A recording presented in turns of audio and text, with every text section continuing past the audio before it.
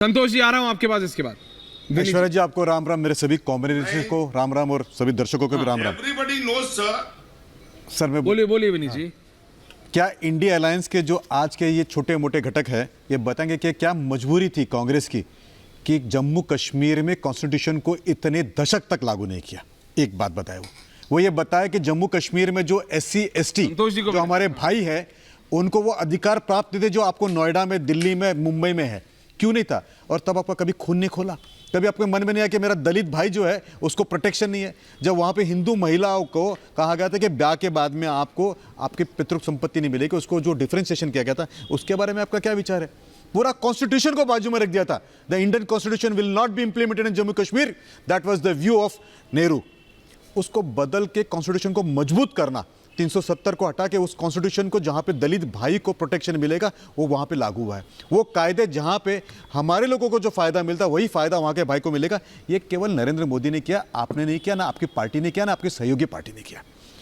और जहां तक रही बात आम आदमी पार्टी की, राजेश भाई आपको राम राम। एक कहावत है पुरानी, बोए पेड़ बबूल का तो आम कहां से हुआ? जो मधुशाला बेच रहे हैं, पाठशाला को खत्म कर रहे हैं, जो यमुना के पानी को गंदे कर रहे हैं, जब वो बात करते हैं सफाई की तो अच्छा नहीं लगता भाई साहब। उत्कर्ष को बुलाओ। संतोष भारतीय जी, मैं जवाब दूं? मेरा नाम लिया है तो अच्छा ठीक है, पहले आप बोल लीजिए, फिर संतोष जी बोले नहीं है अभी तक। गौरव जी आप बोलिए, लेकिन क्विक रिस्पॉन्स। संतोष जी ले रहा हूं आपका रिएक्शन पहला। देखिए, जो अगर मेरे भाई गौरव जी सबसे पहला, हाँ मैं सबका ध्यान, बोलिए। ये पता नहीं कहाँ की कौन सी।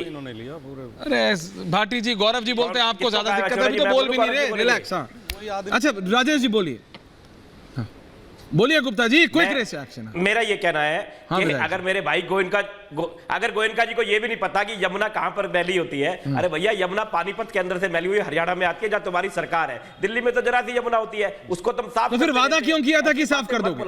नहीं राजेश गुप्ता, तो फिर वादा क्यों किया था साफ कर दोगे? नहीं तो फिर वादा क्यों किया था? बेवकूफ बना रहे थे लोगों को।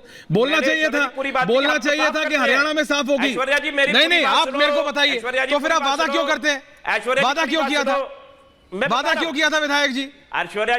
ऐश्वर्या जी आपने 4 बार पूछ लिया, जवाब एक है। तो दीजिए। ऐश्वर्या मेरे भाई एक बार सुन। बोलो सर। मैं कह रहा हूँ ये गंदी करते हैं, हम साफ करते हैं। अच्छा, बार और साफ होती नहीं? हमारे यहाँ से साफ होती है, फिर यार आपके पास हर चीज का एलिबाई है। ये हरियाणा से गंदी कर पुलिस हो तो सेंटर के पास है, कोई डिसीजन हो तो LG के पास है, यमुना है तो हरियाणा से आ रही है। अरे भाई साहब, जो सच मैं करूं तो करूं क्या? आपका बेटा, आपका तो जनता ही डिसाइड करेगी।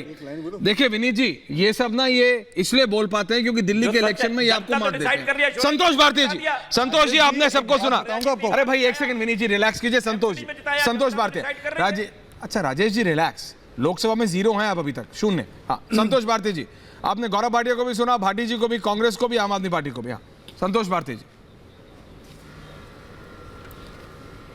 ऐश्वर्या जी, हाँ दादा। प्रधानमंत्री की कही हुई किसी भी बात के ऊपर अविश्वास करने का कोई मतलब नहीं है। प्रधानमंत्री ने कहा है संविधान नहीं बदलेगा, तो मैं मानता हूं कि नहीं बदलेगा, पर इसके साथ एक छोटी सी टिप्पणी आपको मैं कर दूं आप ही की बात के ऊपर कि राजनीति में कोई भी बात आखिरी नहीं होती, कहीं फुल स्टॉप नहीं होता।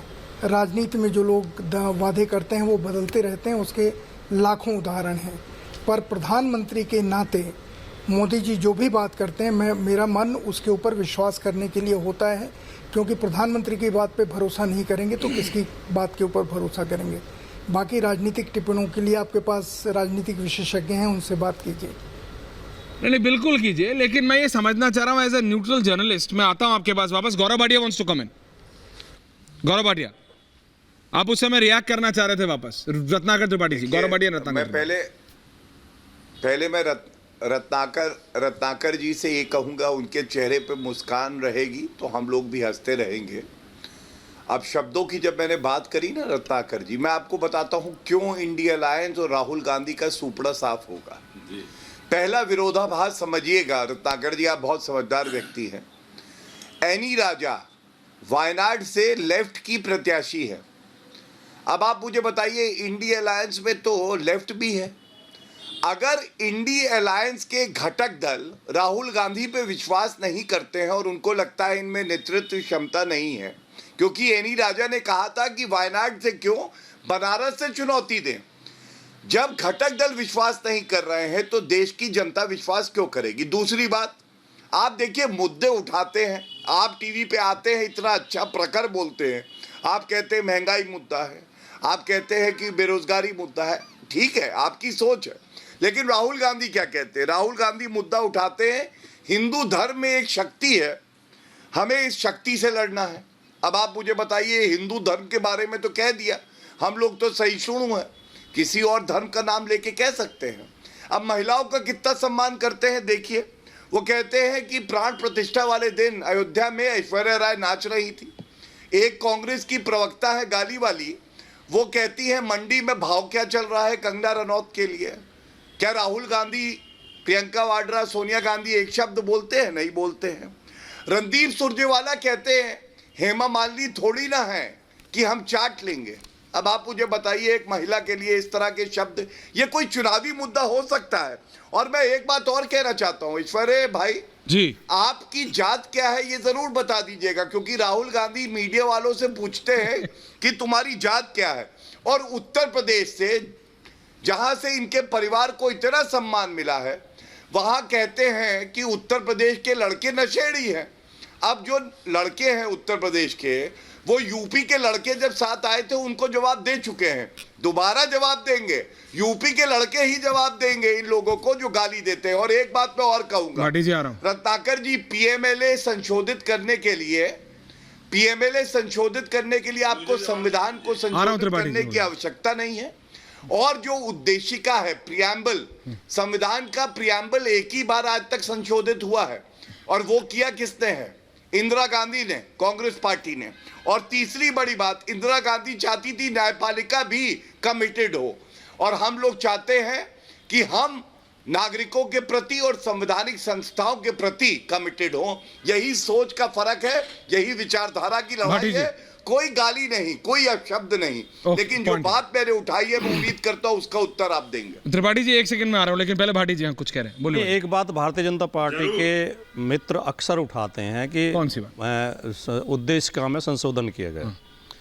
देखिए, मैं बहुत थोड़ा समय लूंगा, लेकिन मैं समझाना चाहता हूँ आराम से बात कीजिए को कि उद्देश्य का क्या है। जैसे एक शोरूम होता है, नहीं, कोई दुकान होती है, उसमें आगे एक शोकेस होता है, ऊपर एक साइन बोर्ड होता है, साइन बोर्ड पर लिखा होता है दुकान का नाम, लेकिन वो दुकान का नाम ऐसा होता है कि जिससे पता चले कि इस दुकान में क्या सामान है, जैसे मिष्ठान भंडार या वस्त्र भंडार या इलेक्ट्रॉनिक। फिर एक शोकेस होता है, उसमें मुख्य आइटम रख दिए जाते हैं, ताकि जो नासमझ ग्राहक हैं, मेरे जैसे जिनमें कम समझ है, वो शोकेस में देख के समझ जाएं कि दुकान के अंदर सामान क्या है। अब ना समझो तो ये जो उद्देश्य का है, प्रेम्बल है जो संविधान का, वो हम जैसे ना समझों के लिए है, ताकि उन्हें ये पता लग जाए कि संविधान किस आधार पर खड़ा हुआ है। तो ये संविधान पहले से ही पंथ निरपेक्ष था।